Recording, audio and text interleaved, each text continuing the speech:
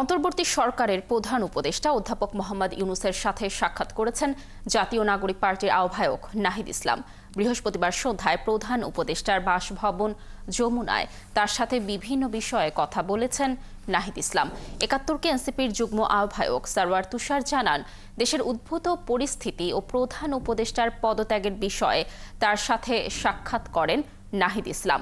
এ সময় সামাজিক যোগাযোগ মাধ্যমে পদত্যাগ নিয়ে ছড়িয়ে পড়া সংবাদটি শুধুই গুঞ্জন বলে তাকে জানান প্রধান উপদেষ্টা। তুষার জানান, সন্ধ্যা 6:30 থেকে 7:30 পর্যন্ত নাহিদ ইসলামের সাথে প্রধান উপদেষ্টার বৈঠক হয়। সেখানে তাদের মধ্যে দেশের সমসাময়িক নানা বিষয় নিয়ে আলোচনা হয়। বৈঠকের বিষয়টি প্রধান উপদেষ্টার কার্যালয় থেকেও নিশ্চিত করা হয়।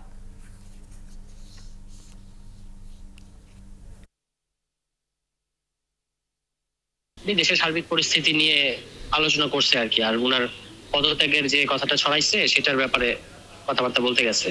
সার্বিক পরিস্থিতি মানে এখনকার যে জটিল একটা পরিস্থিতি তৈরি হয়েছে এই ব্যাপারে, পাশাপাশি এই যে সংস্কার, জুলাই সনদের কথা, জুলাই ঘোষণাপত্র, জুলাই সনদ, এইসব ব্যাপার আর কি।